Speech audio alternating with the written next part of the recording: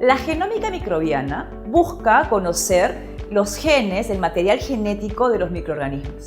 Y este conocimiento nos permite entender cómo viven, cómo se reproducen, cómo afectan a otros organismos, cómo pueden ser atacados e incluso cómo esos pueden ir cambiando en el tiempo. El doctor Pablo Sukayama es profesor e investigador de la Universidad Peruana Cayetano Heredia.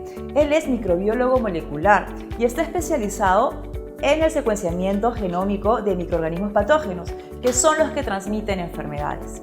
El día de hoy vamos a visitar su laboratorio para que nos cuente un poquito más de ese tema. Hola, soy Carla González y les doy la bienvenida a su programa Yo Soy Cayetano.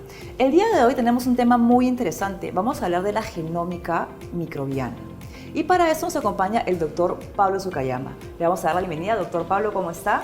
Buen día, Carla. Encantado de estar con ustedes. Muchas gracias por su tiempo, doctor. ¿Qué cosa estudia la genómica microbiana? Como su nombre lo indica, los genomas de los microbios. Básicamente todos los seres vivos tenemos células, estamos hechos de células y dentro de todas las células tenemos ADN. En el ADN está contenido el manual de instrucciones de todos los seres vivos. Entonces podemos estudiar lo que está en el ADN para entender cómo estos organismos evolucionan, cómo van cambiando o cómo es que causan enfermedades. Por ejemplo, en el caso de las enfermedades infecciosas, dentro del genoma está codificado todo lo que debe hacer el organismo para causar una infección en una célula, para causar la muerte del hospedero, para resistir al tratamiento de antibióticos, etc. Entonces, si conocemos esa información, podemos tener mejores tratamientos, podemos entender cómo se transmiten mejor las enfermedades aquí en el Perú. Qué interesante, doctor. Entiendo que usted trabaja especialmente en bacterias y virus, en el genoma de las bacterias. ¿Qué cosa es lo que han encontrado? Mire, bacterias patógenas, que son los que causan enfermedades, tenemos muchísimas aquí en el Perú. Principalmente en ambientes hospitalarios, donde tenemos un problema muy serio que es la resistencia a los antibióticos, que es cuando los organismos que nos infectan se vuelven resistentes justamente porque empezamos a tomar antibióticos de forma inadecuada. Entonces esto hace que los organismos evolucionen y eventualmente se vuelven resistentes al tratamiento y así nos quedamos sin opciones para tratar a los pacientes. Todos los organismos cambian en el tiempo. El ADN, nuestro ADN cambia lentamente en el tiempo, pero responde a distintas presiones, a distintos ataques. Entonces lo que están haciendo las bacterias es seguir las leyes de la naturaleza y es responder a los ataques que nosotros les enviamos. En este caso, por ejemplo, para tratar infecciones, tomamos antibióticos, pero a veces abusamos de los antibióticos y estas bacterias, al estar tan expuestas a estos compuestos, eventualmente se vuelven resistentes y ahí es que perdemos los antibióticos y tenemos que buscar nuevas alternativas. Lamentablemente, en las últimas décadas ya nos estamos quedando sin alternativas. Estamos viviendo una época donde los antibióticos ya no van a ser eficientes. Y es un gran riesgo y efectivamente tenemos esa mala costumbre, bueno, hay la cultura de la automedicación, ¿no? Me duele la garganta, antibiótico, me duele la barriga, antibiótico, y a veces ni siquiera el organismo, uno lo requiere, porque no todas las enfermedades se tratan con antibióticos, ¿verdad? Exacto. Por ejemplo, una infección por un virus, lo que podría ser un resfriado simple o una gripe, no tiene por qué tratarse con antibióticos. Pero como aquí en el Perú estamos tan acostumbrados a tener acceso no regulado a estas medicinas y uno puede ir fácilmente a la farmacia y comprar antibióticos sin pasar antes por un médico, entonces empezamos a usarlos de manera inadecuada. Y cuando empezamos a hacer eso es que empiezan los problemas y ahí entramos en el tema de la resistencia a los antibióticos. Usted dice que las bacterias se hacen resistentes, mutan, cambian, se hacen resistentes para no morir, pero también cambian para hacerse más agresivas. Claro, y eso lo hemos visto en el tiempo. Nuevamente, las bacterias lo que tratan es de adaptarse a su medio. Entonces, por lo tanto, cada vez va a volverse más resistente a los tratamientos, pero también vemos que van adoptando nuevos comportamientos. Nuevamente, todos los seres vivos van cambiándose y adaptándose a su medio. Y las bacterias están haciendo eso, lamentablemente, a costa de nosotros. Entonces, también estamos viendo infecciones que son cada vez más infecciosas, más agresivas y nuevamente resistentes al tratamiento. Qué importante es conocer, qué importante es saber el efecto que tiene una mala práctica, sobre todo porque compromete nuestra salud a largo plazo. Y no sé, se me ocurre, ¿estas resistencias hay una forma de revertirla o ya el camino está hecho? Hay bastante pesimismo ahí, ¿no? Y lamentablemente no hay forma de revertir estos cambios. Lo único que nos queda ahora como comunidad científica, como humanidad, es buscar nuevos tratamientos, generar nuevas medicinas, desarrollar nuevos antibióticos, pero a la vez las bacterias constantemente están evolucionando. Entonces estamos con una guerra constante entre humanos y microorganismos. Lamentablemente los microorganismos tienen todas las de ganar, porque son mucho más pequeños y se dividen mucho más rápidamente y evolucionan más rápidamente que nosotros.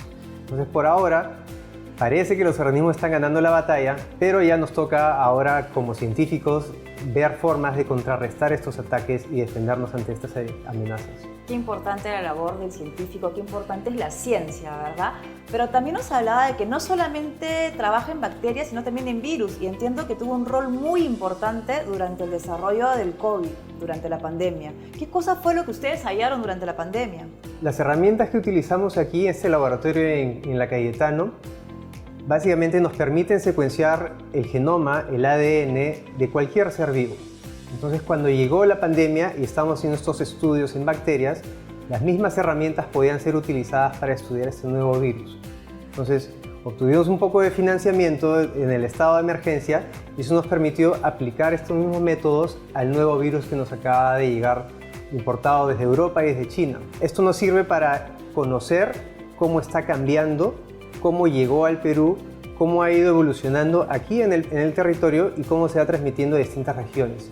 Y es así como llegamos hasta la época de las variantes, ¿no? El virus, igual que las bacterias, ha ido cambiando, se ha ido adaptando a la infección de los humanos y eventualmente se han desarrollado variantes, incluso variantes locales como la que descubrimos aquí, llamada lambda. ¿Y estas variantes por qué se forman? ¿Hay algún estímulo externo del ambiente, interno de la persona infectada que hace que este virus cambie o cambia solo porque sí? Cambian constantemente, pero al igual que las bacterias, los virus responden a las presiones que les imponemos. Una de las grandes presiones para este virus es nuestro sistema inmunológico.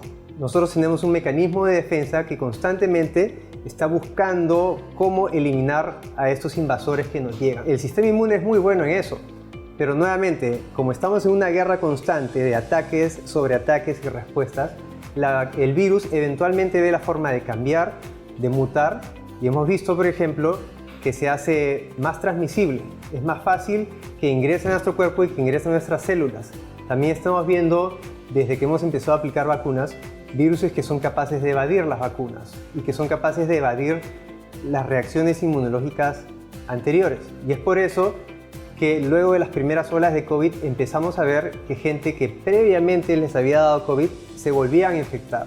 Gente que ya se había vacunado contra el COVID se volvían a infectar con la nueva variante Omicron. Estamos viendo cambio constante y por lo tanto nosotros no podemos descansar en nuestros laureles y tenemos que responder ante eso y desarrollando nuevas vacunas, nuevos fármacos y mejores métodos de control de la infección. Qué interesante. Y justamente, ¿qué era de las vacunas? Hay varios tipos de vacunas. Estos tipos de vacunas, algunas son más efectivas que otras, tienen una mejor respuesta hacia el virus. En general, todas las vacunas que están aprobadas para uso en humanos son efectivas. Pero, nuevamente, gracias a grandes avances de la ciencia en los últimos años, hemos podido desarrollar mecanismos, métodos más efectivos para hacer mejores vacunas, como ahora hemos estado viendo las vacunas de ARN mensajero. Es una tecnología muy nueva, pero muy poderosa, y eso es lo que nos ha permitido desarrollar una vacuna en tiempo récord, y entre que inició la pandemia y empezamos a dar las vacunas, normalmente ese proceso tarda unos 5 a 10 años, y gracias al esfuerzo de científicos en todo el mundo hemos podido reducir ese tiempo a menos de un año, gracias justamente a nuevas vacunas y a grandes avances de la ciencia en los últimos años.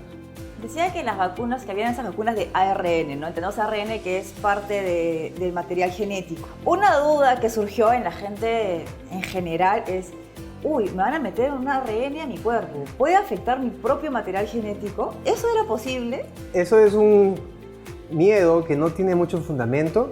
Nosotros somos, al tener células, tenemos ARNs mensajeros, y es parte natural de todos los seres vivos.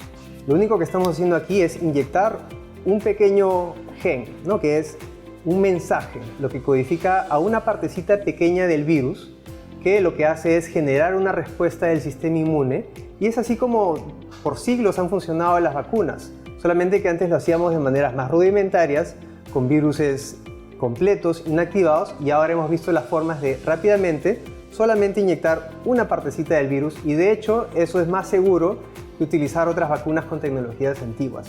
Entonces las vacunas que se usan ahora y que se han aprobado en humanos son 100% seguras y ya han pasado por varios procesos de aprobación y por lo tanto no deberíamos tener dudas al momento de vacunar.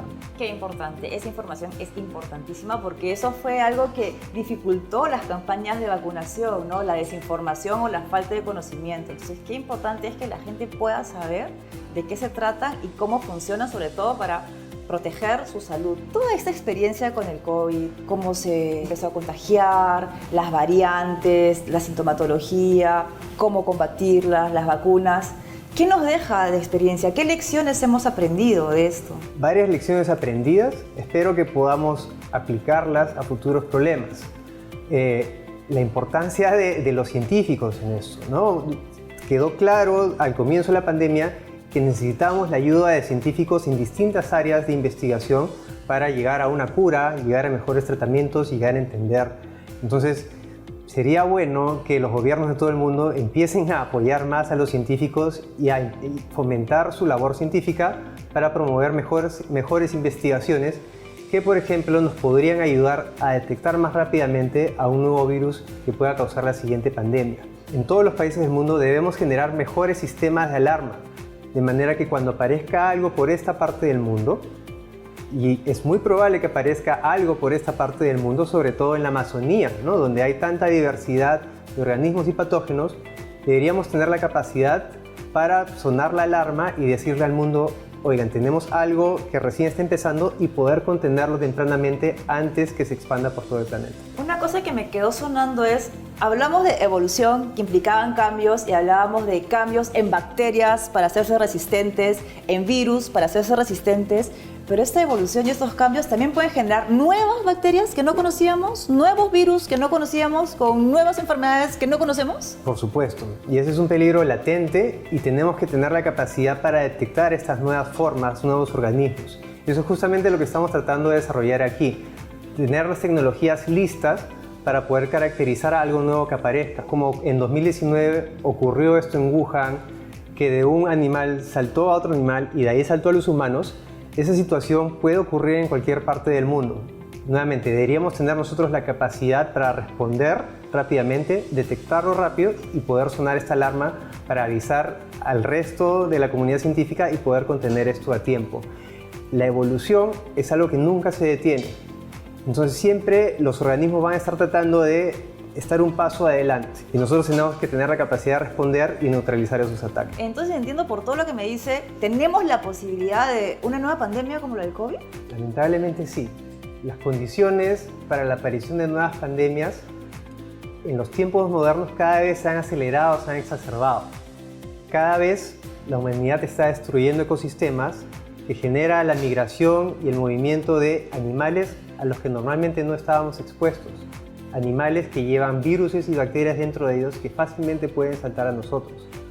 Cada vez tenemos mayor capacidad de llegar más lejos, de llevar un virus de Lima a Hong Kong en menos de 24 horas. Cada vez somos más humanos y vivimos más cerca unos de otros. Vivimos en ciudades, en lugares cada vez más apretados, cada vez menos ventilados, y todos esos son factores que terminan exacerbando las condiciones para la aparición de nuevas pandemias. Entonces, es imposible predecir cuándo va a aparecer una nueva, pero es muy probable que algo así vuelva a ocurrir en las próximas décadas. Y con la experiencia del COVID, ¿qué hemos aprendido? Bueno, yo sé que hemos aprendido, pero de pronto no hemos avanzado mucho, pero su laboratorio, ¿qué está haciendo para prepararnos ante una nueva pandemia? Es importante tener capacidades para detectar nuevos organismos. Aquí en el Laboratorio de Genómica Microbiana, en la Cayetano, tenemos toda una serie de equipos de biología molecular de última generación que nos permiten detectar esto muy rápidamente y a bajo costo. Entonces ya tenemos la infraestructura, tenemos que tener el personal humano para manejar todo esto y poder interpretar rápidamente los resultados. Entonces estamos entrenando estudiantes, doctorantes a nivel postdoctoral para que conozcan estos métodos, desarrollen estas herramientas de la informática, y algo que nos interesa mucho es captar a estos jóvenes entusiastas, ¿no? Muy emocionados por la ciencia, y poder desarrollar sus capacidades para que sean las siguientes generaciones de científicos que nos puedan ayudar a combatir la siguiente epidemia. Qué interesante y qué importante y qué valioso el aporte suyo de su laboratorio, pues para poder conocer cómo se desarrolló esta pandemia y ahora en adelante para poder buscar cómo prevenir, cómo atacar, cómo controlar. De verdad, hemos aprendido muchísimo hoy día. Encantado siempre de compartir y difundir lo que hacemos aquí en la Cayetano. Qué importante es la ciencia nuevamente, ¿no? Qué importante es el poder conocer, descubrir cómo es el genoma, cómo es el material genético, cómo estos microorganismos nacen, crecen, se reproducen, se esparcen entre las otras especies, cómo mueren, sobre todo cómo mueren si es que nos pueden hacer daño. Gracias al doctor Pablo Sukayama por este valioso aporte y con nosotros es hasta otra oportunidad. Ya saben, no se automediquen, no tomen antibióticos por gusto. Gracias, buen día.